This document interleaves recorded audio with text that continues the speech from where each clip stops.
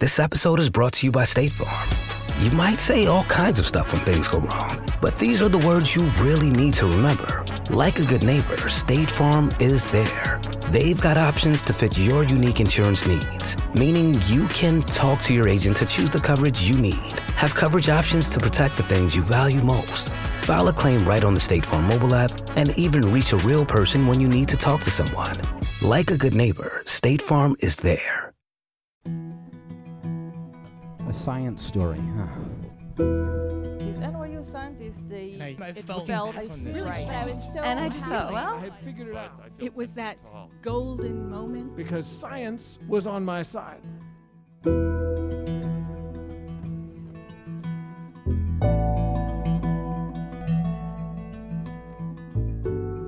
Hey everyone, welcome to The Story Collider, where true personal stories about science help us to discover how weird and wonderful it is to exist in this world and be a human.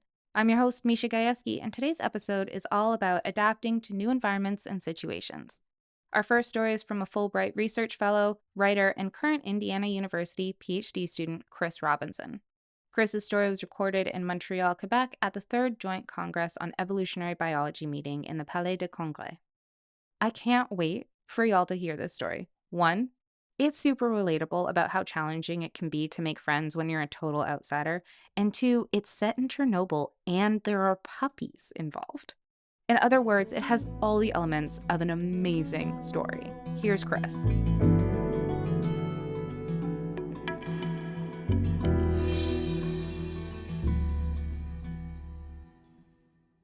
So it's 2017. I'm 24 years old. And for the past 2 years, I've been living with my dad in South Carolina, trying to connect the dots between undergrad and what I wanted to do with my life, which, as far as I knew, was to be a scientist. And like a lot of first-generation college students, I really struggled with that. And so I just kind of applied to everything, kind of weird tech jobs on the internet and PhD and master's programs, and I got lucky. I was awarded a Fulbright Fellowship to Ukraine. And so I love mushrooms, and I love trespassing in abandoned places. And what I proposed to the State Department was that they should pay me to go to the Chernobyl exclusion zone, live there for 2 months, dig up some soil, hike in the woods, and examine the effect of radiation on fungal biodiversity.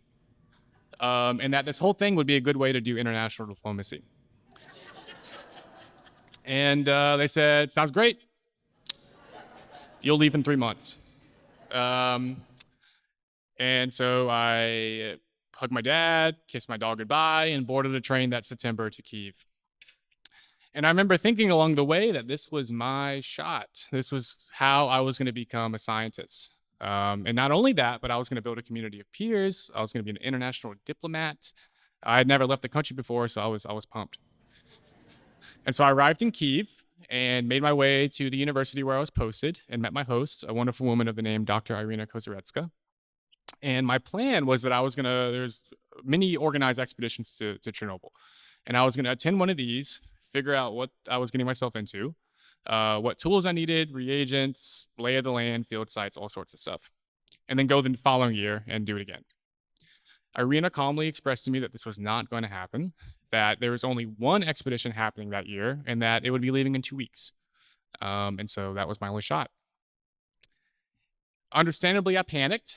Spent the next 2 weeks kind of anxiously trying to put something together, and very quickly realized that I was way over my head. I didn't speak Ukrainian or Russian. I didn't know anything really about Ukraine or its history, definitely not how research is done in Ukraine. And most of all was this understanding that I would need to go out, meet Ukrainian scientists and befriend them, and then make meaningful scientific collaborations. And this scared the hell out of me. I have really bad social anxiety, and the thought of having to do this made me feel incredibly alone. But the 2 weeks passed, and I met my other scientists, and we all hopped in a car and made our way to the Chernobyl exclusion zone, which you can imagine is not the most welcoming place in the world. It is a vast industrial wasteland. It's sad. And it's made all the more unfriendly by the fact that it is pretty much entirely occupied by the Ukrainian military due to the radiation. And so we were met with a bunch of checkpoints, a bunch of mean-looking men with big guns, and yeah, a lot of hostility. And as we were making way through our checkpoints, we finally meet our guide, a man of the name of Igor, who was sort of like a park ranger in Chernobyl. And I remember meeting Igor because he was like a big, giant brown bear of a man, huge. And he was imposing and wore this like outfit of like irradiated green leather that it looked like he had like hacked off some animal. I mean, the man was like a personification of the zone. And I was terrified. And so when he walked over to me and shook my hand and the other scientists, I just had, what the hell am I getting myself into? Igor took us to the Pripyat hotel where we'd be staying and all the other scientists would be staying. And the first thing I remember seeing was just the sheer amount of dogs. Dogs in Chernobyl are everywhere. They outnumber humans 10 to 1. And because they can't go in the woods because of the wolves will kill them, they congregate around like the 2 or 3 bastions of civilization in the zone. Many people in Ukraine, in Chernobyl, really, really despise them. One, they're kind of vermin, scavengers. And then, they're dogs. They play around in the soil, they jump around, and as a consequence, they're heavily irradiated, among the most irradiated animals in the zone. But I fell in love. They were like, puppies were everywhere. They were like, all the dogs were like little runts, and they all had these weird glowing red eyes as a consequence of cataracts they developed with the radiation. I just loved them. We walk inside to the hotel, and I meet the other scientists, and we have dinner, have some drinks. Things are going okay. I'm not the most charming person in the world, but after some cognac, things get a little easier. And at nighttime, when the scientists are going to bed, Igor comes and tells me that I will not be staying at the hotel, as there are no other rooms available. He takes me outside, puts me in a car, and says that you will have to stay in a hostel, which is about 2 kilometers away. And he drives me to a very sad, decaying apartment building and drops me off in the hands of a very annoyed Ukrainian woman who deposits me in a cell of a room that has a wire mesh bed frame and a sink that just only has irradiated water. So I sit in this room, inebriated, and just all those sort of feelings of inadequacy and anxiety just pour back out. And I'm trapped in the room with these demons, just trying to wrestle what to do. What am I doing here? This is not going to work. Normally, I would confront this like a healthy human being, do something, go walk around, change the scenery. But Chernobyl has this funny rule that if you're caught outside without your guide, so if I was caught without Igor, I would promptly be arrested, taken out of the zone, and potentially deported. So no option there. So the following morning, Igor picked me up, took me to the hotel where I would hopefully begin to work. I was excited. Okay, well, maybe I can at least do my science. Igor said, no. There are many projects, many scientists in the zone. You're new, you're at the bottom of the priority list.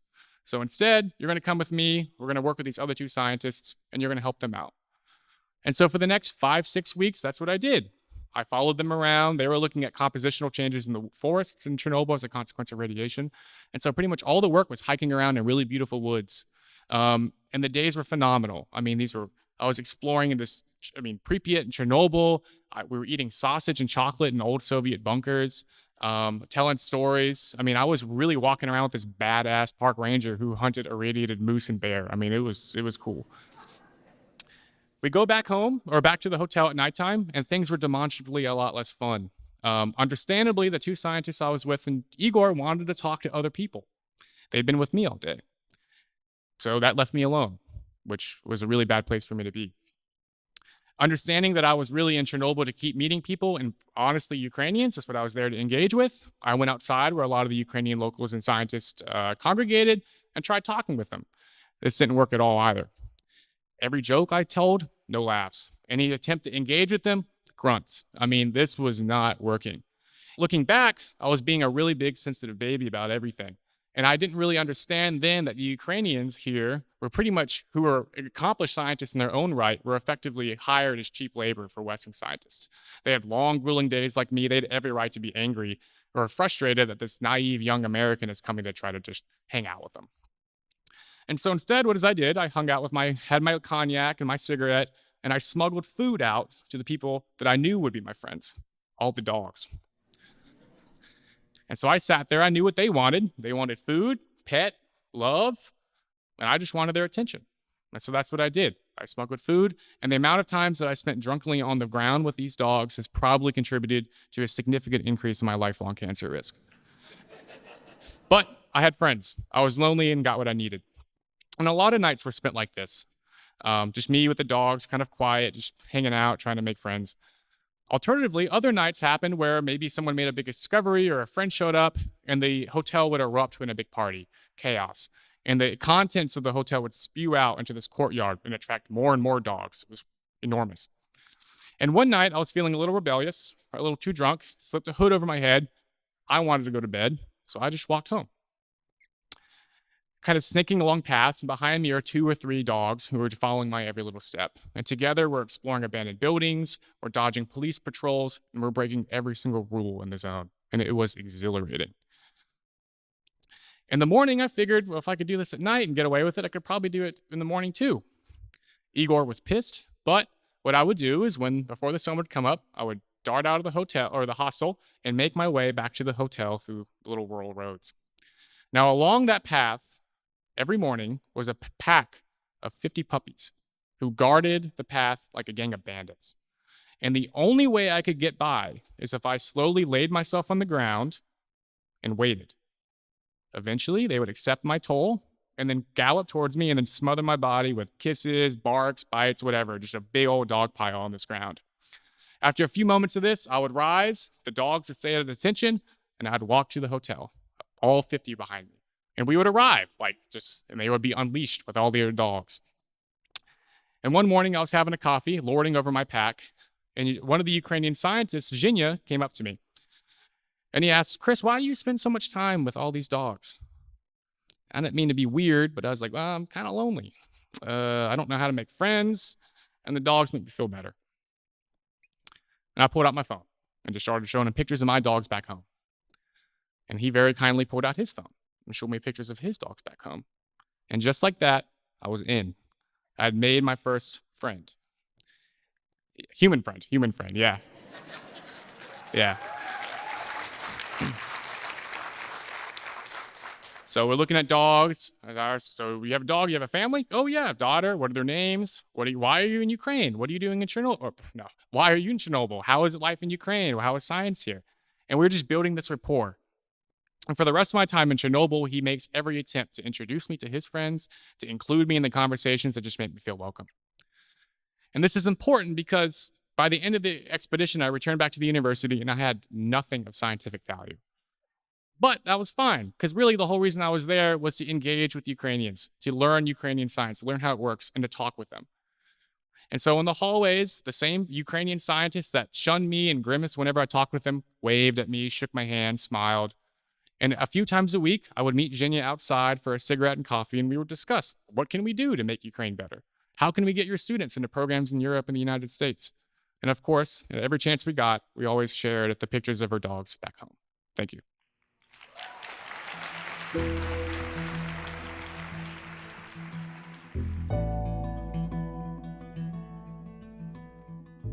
That was Chris. And I have to admit, I think shaving off a couple of years of life for puppy cuddles is totally worth it. To learn more about Chris, visit our website, storyclatter.org.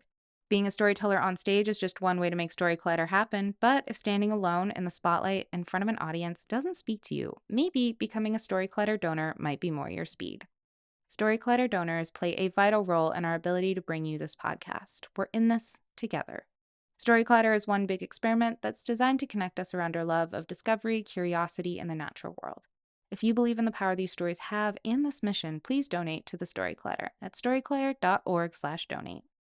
Most popular level is $10 a month, and you can make your tax-deductible donation at storyclatter.org/donate. But really, any level makes a difference, and we're so grateful to everyone who supports Storyclatter. Here's a story that doesn't get told enough. In 2025, over 1 billion women worldwide will be in menopause. That's right, 1 billion. Yet for too long, women over 40 have been ignored by the healthcare system. But Alloy Health is here to change that. They're the no BS solution to aging healthfully with safe, effective, FDA-approved treatments for menopause symptoms prescribed by menopause-trained doctors. And it's so easy. No waiting rooms, no pharmacy lines, no hassle. You can handle everything from your phone, and Alloy delivers right to your door with free shipping. Menopause is inevitable, but suffering doesn't have to be. Alloy has everything you need to age happily and healthily. So, Check them out at myalloy.com. And from now until March 31st, Story Collider listeners can enjoy $20 off their first order. Just use promo code COLLIDER and get $20 off. This episode is brought to you by Indeed. We're driven by the search for better, but when it comes to hiring, the best way to search for a candidate isn't to search at all. Don't search, match with Indeed. Use Indeed for scheduling, screening, and messaging so you can connect with candidates faster. Listeners of this show will get a $75 sponsored job credit to get your jobs more visibility at Indeed.com/SBO. Terms and conditions apply. Our next story is from Allen Institute research scientist Ashwin Bhandiwad. His story was recorded at the Allen Institute in Seattle, and it brilliantly captures that quintessential skill scientists, and frankly everyone, needs of being able to change tracks at a moment's notice, because nothing ever really goes to plan. Here's Ashwin.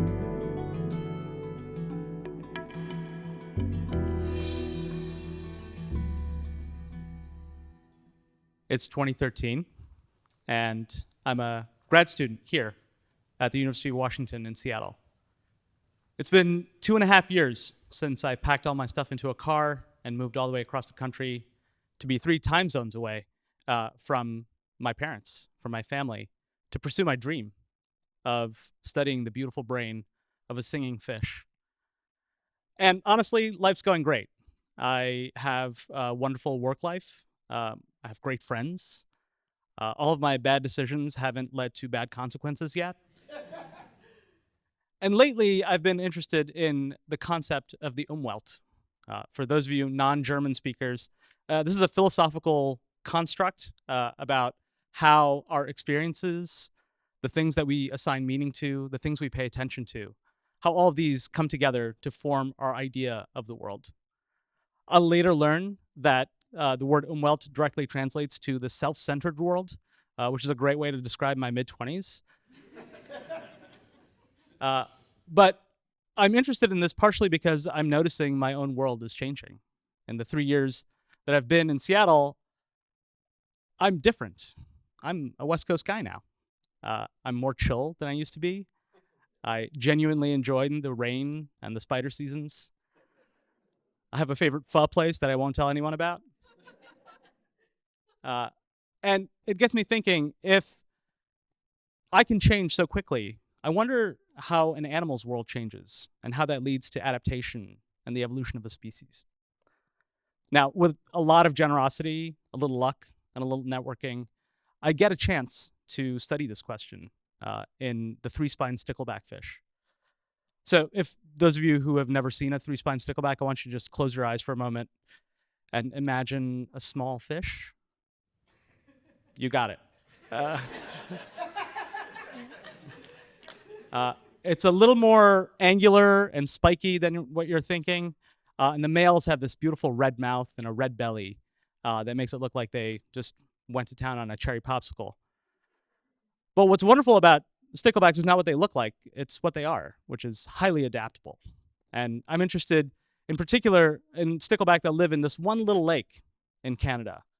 Now, this lake is the stickleback's whole world. But what's happened is one has split to 2. There are 2 sticklebacks in this lake. And they live in different places. They look different. They behave differently. They eat different things. And what I want to know is, even though they share the same world, do they live in different worlds? I get a chance to work on this. I pitched this to my advisor and my postdoc friend Matt, who studies sticklebacks, and they say, great, what do you need? Well, it turns out what I need are permits. So because they only live in this one little lake, they're considered an endangered species. So they're heavily restricted. Fortunately, Matt knows the professor who has access to these fish. So it's up to me to convince this professor that I should work on this. I practice my pitch in front of the mirror for what feels like 100 times. And on a cold spring morning, we drive all the way up to Vancouver and meet this professor at his neighborhood coffee shop. And over a double latte, I really let him have it. I'm giving the hard sell. I'm really interested in this. I want to test the limits of their visual system. I'm not going to hurt them. and I'm going to build this amazing rotating aquarium to test this. And I'm going through this pitch. I'm done. Ta-da! And I look over at this guy, and he's got this face like, that's it?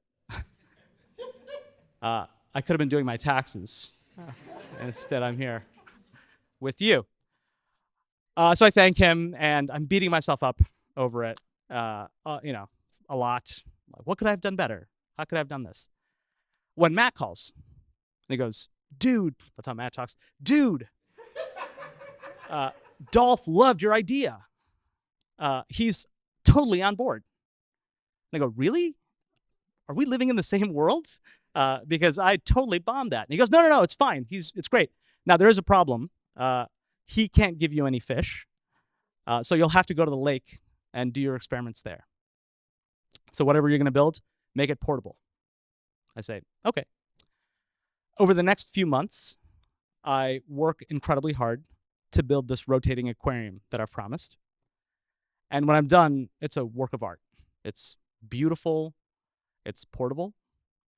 And it works 80% of the time. So basically perfect. And so we pack this apparatus, some fishing gear, some coolers, and we drive 9 hours north with 3 ferries to this little tiny island off the coast of British Columbia.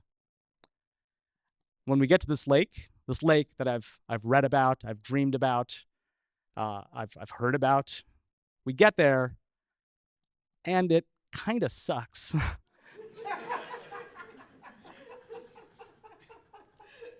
I imagined snow-capped mountains in the background, maybe a bald eagle flying overhead. And it's a glorified pond next to a road. But I don't care, right? I'm here. I'm going to test out this idea that has been burning a hole in me. I start setting up my equipment, and immediately it turns out that we can't do these experiments here.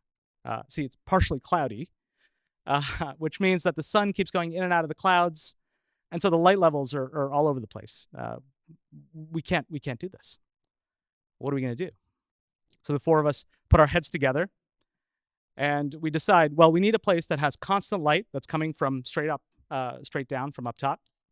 And the only place we can think of that has light like this is the bathroom in our motel room. So we pack everything up, the apparatus, coolers, everything, and we head back to the motel. Now, this motel is one of those long single-story motels that I'm sure you've all driven by.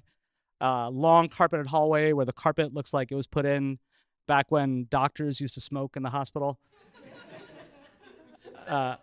And we get into the bathroom. I set everything up. I have to set this rotating aquarium on the closed lid of the toilet.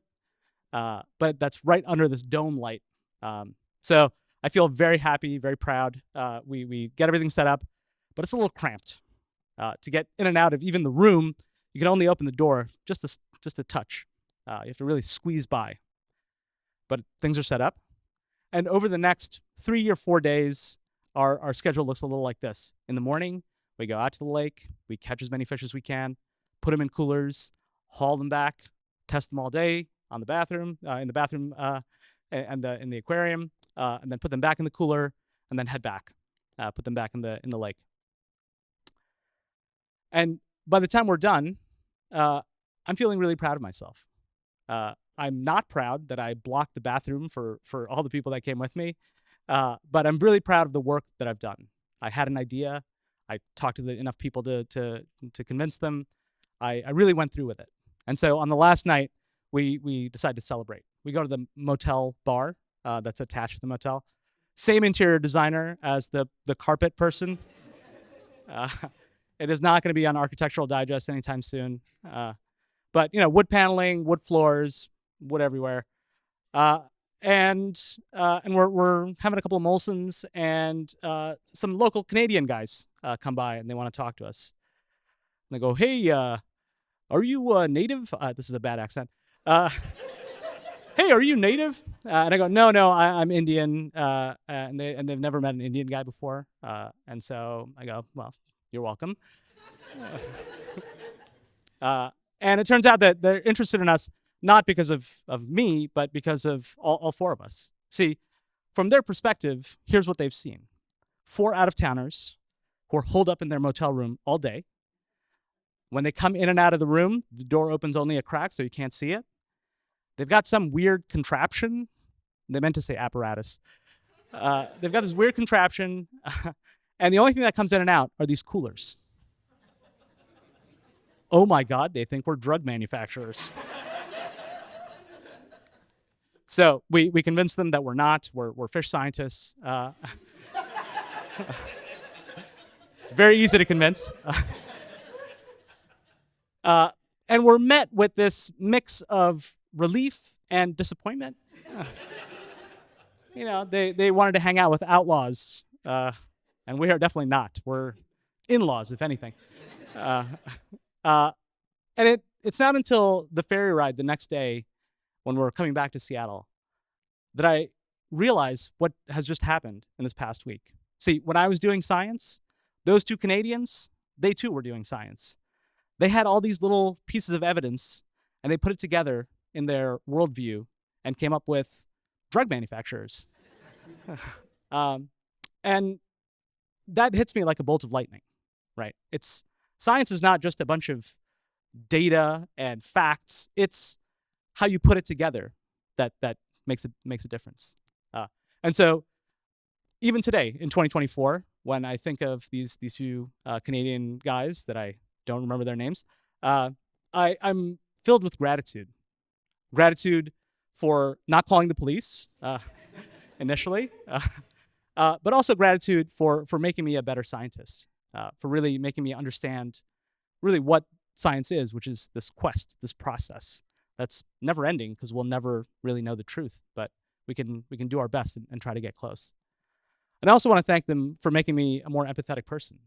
I knew, at some level that other people had thoughts and other people had their own worlds. But now I really know because of this close call. So wherever you are, rural Canadians, thank you for everything you've done. And thanks to all of you for listening.